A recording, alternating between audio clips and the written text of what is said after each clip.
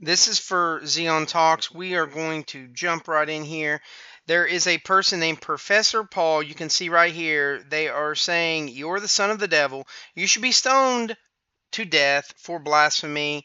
And when you die, you shall rot in." You can read the rest. Okay, so how did this start? Well, first of all, there was an argument. I had posted references where Hebus Jeebus, the Latter day Lich, as went against Torah. So I posted one right here. This is Matthew 5. I'm going to say the name only once here because I'm not going to say it again after that. Jesus tells the people in Matthew 5 that divorce is a sin, and the only time that you can divorce is if your partner committed adultery.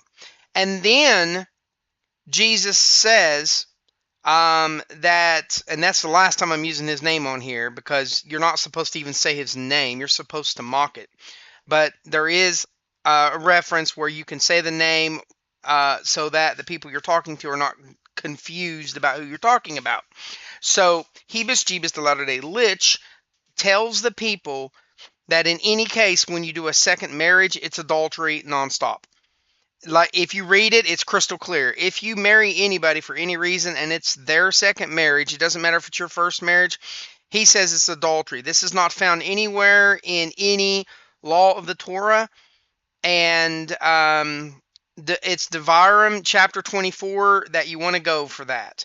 I have this reference up too, where it says Matthew 5, that man says, "You were informed of the law to love your neighbor and hate your enemy, but I say, I'm changing that law. You should love everyone." And then it says that he sins. And then it says a random Jew whispered in that man's ear, "You're a lying prick." Torah says not to love the missionary in Devarim 13:9 and to hate injustice and those who do evil. Amos 5:15. So I've dropped this for Professor Paul. He does not answer on any of this, and he does what every Christian does. They change the subject.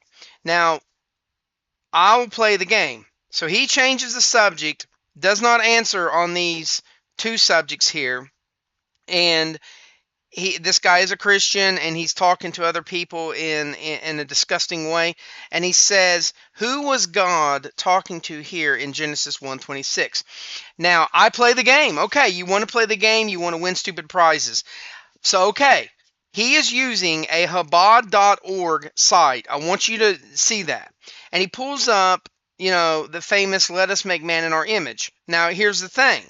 He wants to play stupid, I'll play stupid. And I said that's explained as the angels, but deeper Torah studies show it's the planet Earth, and the Earth gave up her clay and God gave his breath. This is why when we die, we give back our soul back to God and our dust back to earth. This subject has nothing to do with the sins of that man, nor does it have anything to do with the two subjects that were raised. Um, um, I don't know what I'm going to call him here. Hebus Jeebus tells people that public prayer is evil and arrogant.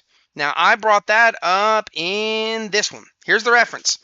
Okay, the reference is that the doctors are doing an operation, and the doctor says, "No, Hebus Jeebus, I'm not listening to you. If I did, the patient would be dead."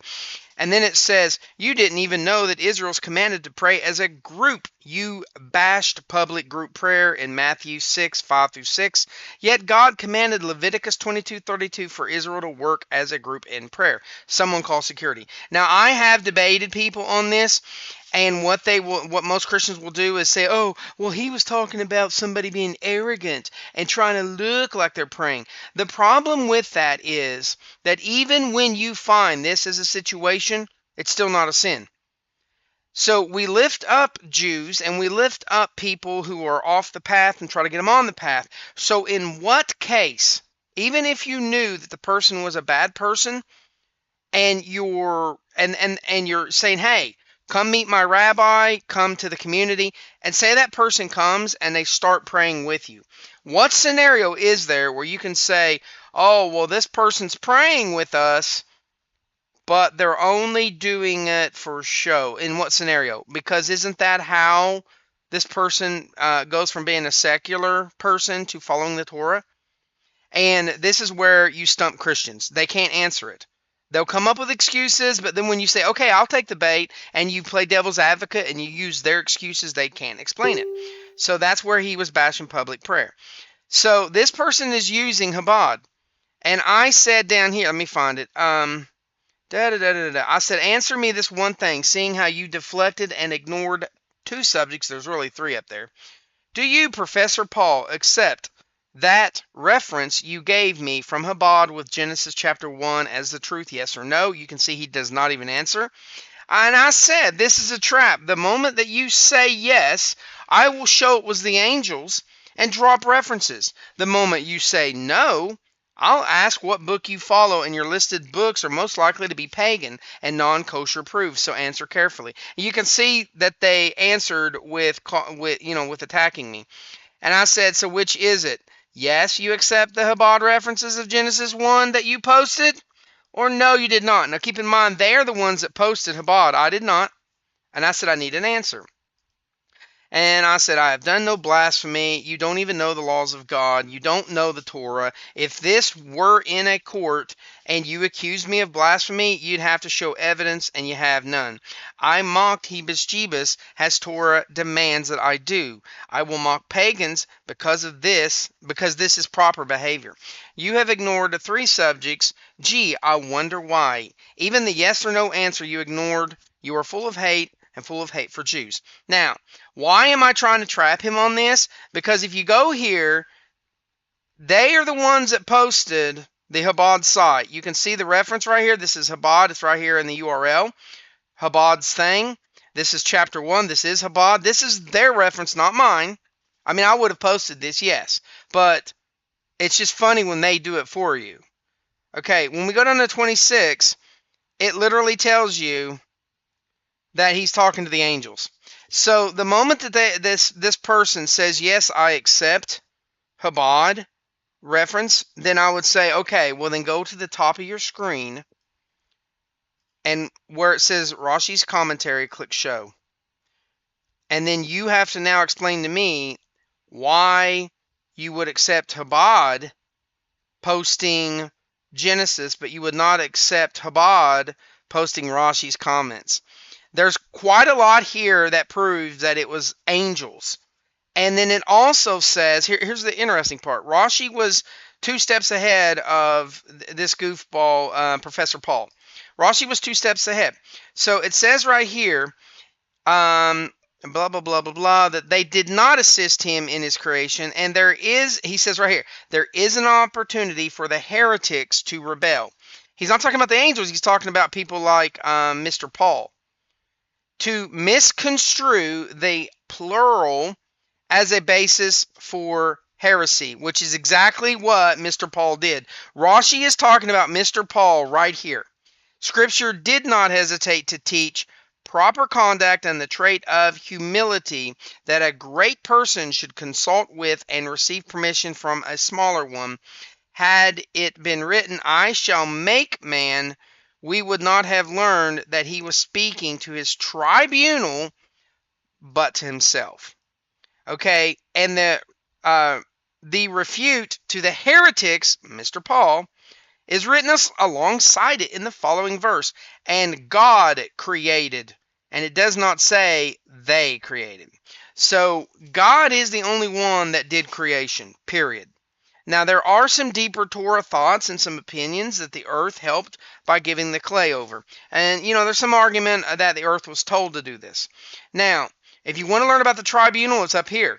There's references for the Lord sitting on his throne and looking to his left and right, and it says right here that this is applying to the angels. There's a Daniel references right here applying to the angels. On one side are destructive angels, and on the other, I believe they're prosecuting or whatever. But anyways, so why would someone who is a Christian post a Chabad reference and say, and now they didn't say this because they knew it was a trap.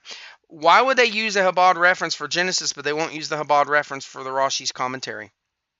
You tell me. This is something that all of these Christians do.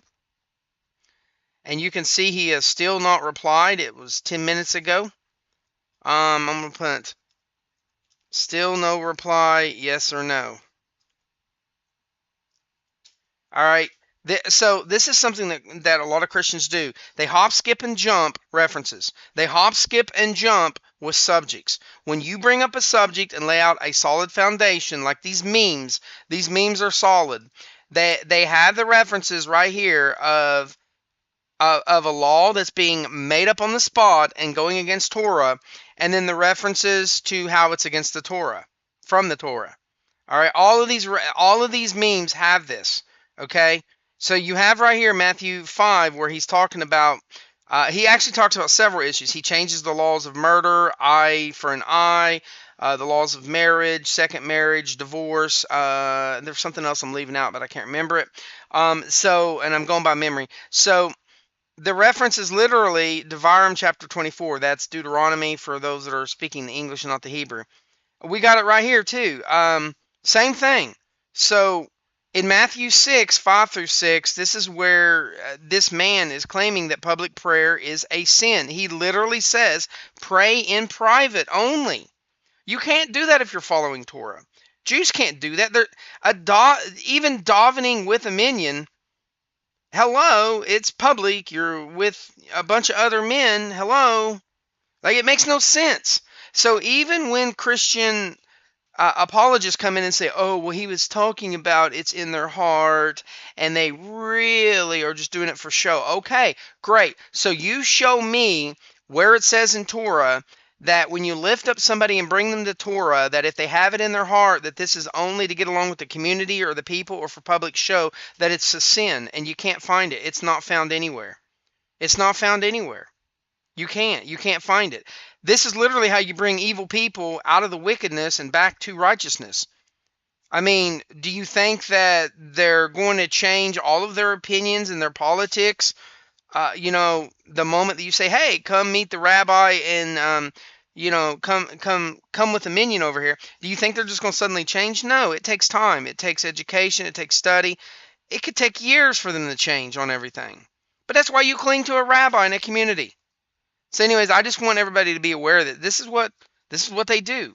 This is out of the playbook of Christianity. I have never in my life seen a Noahide do this, or a Jew. When a Noahide is confronted and they're told that they need to defend a subject, they either say, I don't want to play along at all, I don't want to argue with you, and they're out. Okay, and I'm not going to get on them for that, but I don't think that's the proper response. Or they tackle the subject that was thrown at them. They don't jump. I've never seen a Noahide or a Jew jump. If someone brings up a subject like this goofball brought up creation, what did I do? I jumped right into it. I played along. I went right into creation. And then I'm asking them, do you accept this? Yes or no? And they don't even reply. That's how they are. Their reply was calling me the son of the devil. Now, last I checked, the Satan, he doesn't have a male organ, and he can't impregnate anybody, and he's not going to impregnate anybody, and the last I checked, he has no children. So, yeah.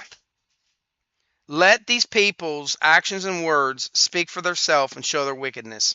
These people are vipers. Now, some of them, yes, you can talk to some of them. There are many, many Christians that I can talk to and argue with, and it doesn't go into insults. But this is just the random Christian, and they're doing what they do best, which is ignore, jump subjects, change the subjects, and hop, skip, and jump on multiple references.